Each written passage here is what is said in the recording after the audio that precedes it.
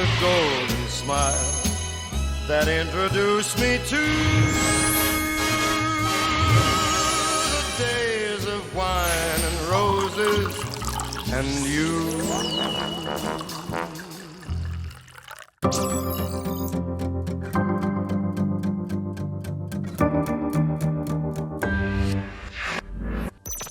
네, 여러분 안녕하세요. 행복한 순간에는 와인이 필요하다의 두 번째 순서입니다.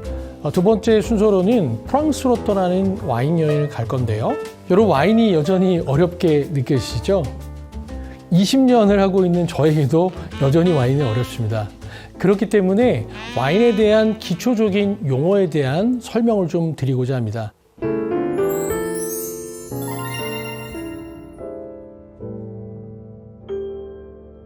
때루아란 용어는 기본적으로 와인을 이해하기 위해 반드시 이해해야 되는 개념입니다. 이 포도나무가 뿌리를 내렸을 때 이 포도밭이 가지고 있는 햇볕의 방향, 기후, 바람, 습도, 기타 등등등 이런 복합적인 모든 것들을 하나의 단어로 때루아라고 표현하기 때문에 때루아 안에는 다양한 요소들이 함께 묶여 있습니다. 더불어 와인을 만드는 사람의 노하우도 합쳐져 있는데요. 얼마 정도의 포도를 수확할 것이냐, 또 언제 수확할 것이냐, 또 어떻게 와인을 만들 것, 이런 복합적인 요소까지 때루아라고 표현할 수 있습니다. 그리고 마지막으로는 저희가 영어로 빈티지라고 표현하는데, 빈티지는 포도를 수확한 연도를 이야기합니다. 우리나라의 쌀 농사가 대체적이다 보니까 풍년과 흉년이 있듯이 와인 역시 포도로 만들기 때문에, 즉 포도가 작황이 좋았던 해에 만든 와인은 좀 더 와인의 맛도 좋아질 수 있겠죠. 두 번째는 발효에 대한 정의입니다. 발효라는 것은 포도 알맹이에 있는 당이 효모라는 친구를 만나서 알코올과 CO2로 바뀌는 과정을 저희가 발효라고 정의합니다. 따라서 알코올 도수가 높은, 예를 들어서 호주 같은 지역은 관계수로 해서 비가 잘 안 오고 뜨거운 태양들이 있기 때문에 포도가 잘 익죠. 그러다 보니까 당이 높아집니다. 당이 높아진다는 얘기는 발효를 이해하고 계시면, 즉 당이 높은 당이 효모를 만나서 발효가 끝나고 나면 알코올과 CO2로 바뀌기 때문에 호주 와인은 대체적으로 알코올 도수가 프랑스 보르도에 비해서 당이 높기 때문에 높아지는 것입니다. 그래서 심지어 호주는 최근에 15도가 넘어가는 와인들도 만들어지고 있습니다. 그 다음에 스타일에 따라서, 색깔에 따라서 레드와 로제, 화이트로 저희가 나뉠 수 있을 것 같습니다. 느껴지는 미각에 따라서는 드라이와 미디엄, 스윗, 예를 들면 이탈리아의 모스카토 다스티 같은 와인, 스파클링 와인을 딱 드시면 어떻게 느껴지냐면 이건 달고 맛있다 라고. 근데 그 달다는 표현이 바로 스위트니스의 달다, 달지 않은 반대편에 드라이라는 표현을 쓰게 됩니다. 두 번째, 무게감이라고 얘기할 수 있을 것 같은데요. 무게감은 제 앞에 물과 우유와 두유가 있다면, 물을 한 입 먹는 게 위에는 입안에 물의 여운이 없게 되는데요. 그렇게 표현할 때 라이트 바디, 가벼운 무게감. 우유를 한 모금 먹게 되면 우유를 먹는 게 위에 1, 2초간 남게 되죠. 그거는 미디엄 바디라고 이야기할 수 있고, 마지막에 두유는요, 여러분 두유는 먹고 나면 입안에서 3초에서 5초간 지속성이 가장 오래됩니다. 그걸 우리가 풀바디, 꽉 찬 무게감이라고 얘기할 수 있는 것이죠. 엑시리티, 우리나라 말로 하면 산도라고 표현할 수 있을 것 같은데요. 여러분 혹시 오렌지 주스를 한 입 드신다고 생각해 보시면, 오렌지 주스의 첫 번째 느낌은 새콤하면서 달콤하거든요. 바로 그 새콤하다는 표현에 느껴지는 것이 바로 엑시리티, 산도라고 느껴지시면 될 것 같습니다. 그 다음은 탄닌입니다. 탄닌은 여러분 익지 않은 감을 땡감이라고 하는데요.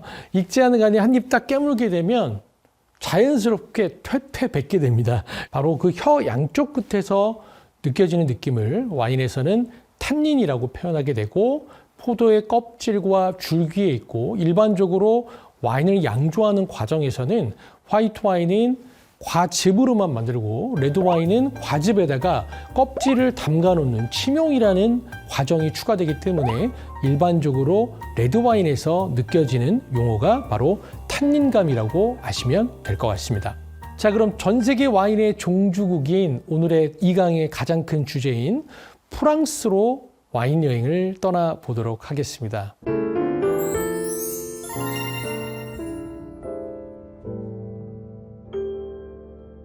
자, 일단 프랑스 여러분 어떠십니까? 전 세계 미식의 나라로 항상 첫 번째로 꼽히는 나라입니다. 일단 유럽에서 가장 넓은 땅덩어리를 갖고 있으며 대서양과 지중해, 그리고 옆에 독일과 밑에로는 이탈리아, 폴란드까지 국경을 대고 있기 때문에 전체 국토에서 나오는 다양한 식재료들이 있어서 아마도 미식의 천국으로 가는 데 있어서 가장 기본적인 특징을 가지고 있을 수 있습니다. 프랑스는 전 국토가 와인 산지입니다. 프랑스의 지도를 봤을 때 저희가 이해할 수 있는 일반적인 기후들이 있습니다. 무슨 얘기냐면 프랑스가 넓기 때문에 위쪽으로 갈수록, 즉 북유럽에 가까울수록 날씨는 점점 서늘해진다. 반대로 지중해에 가까울수록 날씨는 점점 따뜻해진다. 대서양에 가까울수록 날씨는 점점 해양성 기후를 띠며 습한 기후를 가지고 있다. 반면에 독일과 가까워질수록 우리가 대륙성 기후라는 표현을 쓰면서 좀 더 습하지 않은 반대, 드라이한, 건조한 기후를 가지고 있다는 걸 여러분들에게 이야기 드리고 싶습니다. 그러다 보니까 그 특징에 따라서 8개의 산지별로 적합한 품종이 다른 것이고 그 8개의 산지들마다 재배하는 주품종이 다른데, 만약에 누군가가 저에게 전 세계 와인의 중심지가 어디냐고 물어보신다면 그 정답은 지금 살펴볼 보르도 지역입니다. 보르도 지역은 1000년 전의 역사부터 시작을 해서 전 세계의 기준이 되고 있기 때문입니다. 이 보르도의 특징은 전체 생산량 8개의 산 중에 가장 많은 와인들을 생산하는 생산지를 가지고 있고요. 가장 재배하기에 적합한 기후를 가지고 있습니다. 그래서 레드와인으로는 5가지의 품종을 블렌딩하고 있는데요. 카베르네 소비뇽과 메를로, 세 번째로는 카베르네 프랑, 마지막에 말백과 뿌띠베르도, 이 5가지의 품종을 블렌딩을 하는 것이 바로 프랑스 보르도 지역의 가장 커다란 특징입니다. 보르도에서 화이트 와인이 차지하는 비중은 5% 미만의 아주 작은 양을 차지하고 있기 때문에 흔히 보르도 와인이라고 하면 대체적으로는 레드 와인을 먼저 이야기하고 있습니다. 지금 전 세계에서 모든 지역들의 와인, 즉 미국과 호주와 뉴질랜드 같은 뉴월드 지역들이 어떤 롤모델로 삼아야 될 때 바로 그 롤모델은 누구냐? 바로 지금 이야기하고 있는 보르도의 와인들입니다. 그런데 아주 중요한 역사적인 사건이 벌어지게 됩니다. 바로 1855년으로 타임머신을 타고 한번 가보려고 하는데요. 1851년 이미 영국의 수도인 런던에서 제1회 만국박람회가 어마어마한 성공을 거두게 됩니다. 그 당시에 수정궁이라는 건물이 인류 최초로 철골 구조와 유리로 지은 건물이라고 하죠.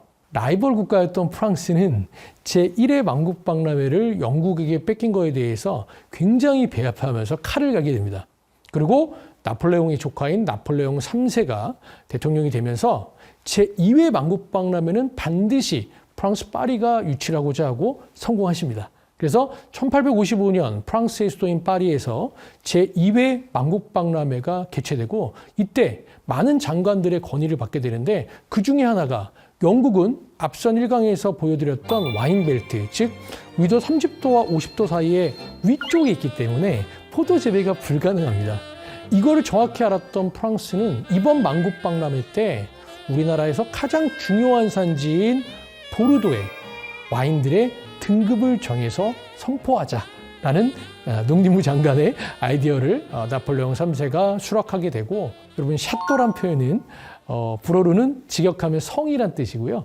유역을 하면 와인을 만드는 장소라고 볼 수가 있는데요. 제가 아까 보르도가 프랑스 산지 중에 가장 넓은 산지라고 그랬는데 무려 6,000개의 샤또가 찍힙니다.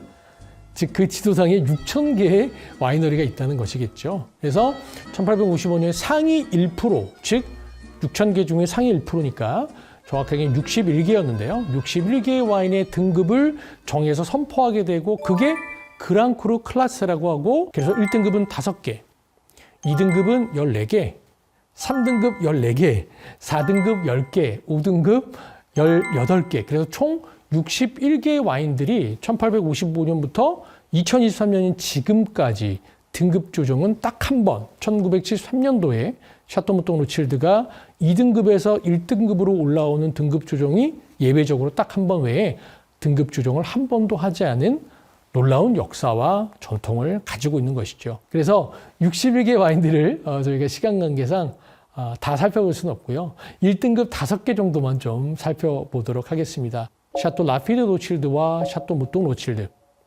그리고 샤또 라뚜르, 이 3개의 와인들은 프랑스 보르도의 메독 지역의 하부 지역인 뽀이악이라는 마을에서 나오는 와인이고요. 그 다음에 샤또 마고 지역에 있습니다. 그다음에 마지막에 삐싹 레오냥이라는 지역에서 나오는 샤또 오브리옹, 이렇게 5가지의 와인이 바로 1등급의 5가지의 와인이고 전 세계 가장 값비싼 와인 5가지라고 해도 맞을 것 같습니다. 두 번째 와인 산지는 부르고뉴입니다. 부르고뉴 지역의 특징은 단일 포도 품종으로 와인을 만듭니다. 아까 보르도는 5가지 품종을 블렌딩한다고 그랬는데요. 부르고뉴는 레드 와인은 피노누아, 화이트는 샤도네이. 서늘한 지역이기 때문에 여기서 나오는 피노누아는 전 세계적으로 재배 가능한 지역이 극히 드뭅니다. 재배 가능한 지역이 극히 드물기 때문에 보르도는 전 세계 기준이 될 수 있었지만 부르고뉴는 전 세계 기준이 되긴 어려웠던 것입니다. 부르고뉴의 시작은 먼저 샤블리라는 지역으로 가볼 텐데요. 바로 이 샤블리는 지역명이자 와인의 이름이기도 합니다. 바로 샤블리를 대표하는 와인이 샤도네이라는 품종이고요. 그래서 굴이라든지 생선 요리와 함께 먹고 싶은데 어떤 와인을 먹어야 될지 잘 모르겠다. 이 단어를 기억하시고 샤블리라는 단어를 기억하시고 샤블리를 선택하신다면 아마도 충분히 그런 해산물들과 좋은 매칭을 경험하실 수 있을 겁니다. 샤블리를 지나서 조금만 더 아래쪽으로 남쪽으로 내려오게 되면 부르고뉴의 중심 도시인 본에 가게 되는데요. 그 본을 기점으로 우리가 북쪽을 꼬뚜뜨 뉘라고 표현하고 아래쪽을 꼬뚜뜨 본이라고 표현하고 통째로 여기를 뭐라고 그러냐면 황금의 언덕, 꼬뚜도르라는 표현을 씁니다. 그 다음에 밑에 꼬뚜 샬로네즈, 그 다음에 여러분들이 좀 들어보셨던 보졸레 지역. 여러분 11월 셋째 주 목요일 어떤 날일까요? 전 세계에서 보졸레 누브가 동시에 출시되는 날입니다. 보졸레라는 지역은 부르고뉴의 맨 하부 지역으로 가메라는 품종으로 만드는 와인입니다. 보졸레 누브가 햇 와인이라고 하는데요. 즉 10월 달에 수확한 와인을 가지고 가벼운 스타일의 와인을 만드는 것이기 때문에 여러분 편의점이라든지 낮은 가격 한 3만 원 밑으로도 합리적인 가격으로 접하실 수 있는, 내가 와인에 대해서 잘 모르겠지만 한번 맛보고 싶다 할 때 바로 이 보졸레 누브를 선택하시면 후회 없는 선택이 되실 것 같습니다. 그다음에 양대 산맥을 알아봤다면 세 번째 산지로 좀 넘어가 보자고 합니다. 세 번째 산맥은 바로 론 지역입니다. 보르도가 5가지 품종을 블렌딩하고 부르고뉴는 단일 품종이 허용됐다면 론 지역은 조금 더 많은 무려 13가지의 포도 품종의 블렌딩을 허용하고 있는 다양한 품종들의 블렌딩을 볼 수 있는 지역이고요. 그리고 론 중에서도 북부 론 지역은 쉬라 품종으로 가장 장기 숙성이 가능한 와인을 만들고 있습니다. 남부 지역은 저희가 교황의 와인이라고 하는데요. 바로 샤토네프 듀파포라는 와인입니다. 아비뇽이란 도시 근처를 기점으로 교황청이 한번 넘어왔었기 때문에 교황이 음용하기 위한 최고의 와인들이 만들어지기 시작했고, 그르나쇼와 시라, 무르베드르, 생소와 같은 아까 제가 말씀드렸던 13가지의 포도 품종이 허용되어 있는 지역이 바로 남부론의 샤토네프 듀파포라는 지역입니다. 더불어서 제가 한 가지 팁을 드리고 싶은데요. 이 강의를 진행하는 사람이 24다 보니까 이 남부론에 따벨이라는 지역이 있는데 제가 개인적으로 한식과 가장 잘 어울리는 와인이 저에게 뭐냐고 물어볼 때 바로 이 남부론 지역의 따벨 지역의 로제 와인을 많이 추천해 드리곤 합니다. 한식과 페어링에 밀리지도 않으면서 또 와인이 한식을 덮지도 않으면서 드라이한 스타일의 와인이기 때문에 여러분들이 남부론의 따벨도 좀 기억을 해 두시면 좋을 것 같습니다. 그럼 북쪽 지역들, 즉 북쪽 지역은 강의의 초반에 제가 말씀드렸던 북쪽 지역이라는 표현은 북유럽이기 때문에 북유럽에 가깝기 때문에 서늘하다. 서늘하다는 표현은 즉 레드 와인보다는 화이트 와인의 산도가 중요하기 때문에 화이트 와인들이 많이 재배되는 지역입니다. 대표적인 지역이 루아르라는 산지고요. 그 다음에 독일과 국경을 이루고 있는, 여기가 국어 시간에 알퐁스 토테의 마지막 수업의 배경이 됐던 알자스란 지역, 그리고 전 세계에서 가장 값비싼 스파클링이 나오는 샴페인이라는 지역을 북동부 쪽에 있습니다. 즉 샹파뉴라고 표현하기도 하는데 지역의 명칭을 바로 샹파뉴 지역에서 나온 스파클링 와인만 이유법상 샴페인이라고 명칭할 수 있습니다. 그럼 다른 지역에서는요, 루아르에서도 샴페인 같은 방법으로 스파클링 와인을 만들 수 있습니다. 그런데 법적으로 그런 스파클링 와인은 크레망이라는 표현을 쓰게 되어 있습니다. 똑같은 스파클링 와인이어도 북동부의 샹파뉴 지역에서 나온 스파클링 와인만 샴페인이라고 지칭할 수가 있구나. 그다음에 프랑스 다른 지역에서는 크레망이라고 하고, 뭐 독일은 젝트, 이태리는 스푸만테처럼 다르게 표현하기도 합니다. 그리고 이제 남쪽의 지역은 두 가지 지역이 있는데요. 프랑스 와인인데 약간 프랑스 와인 같지 않고 신세계 같은 다양한 혁신을 하고 있는 지역이 있습니다. 바로 랑그독 루시옹이라는 지역이고요.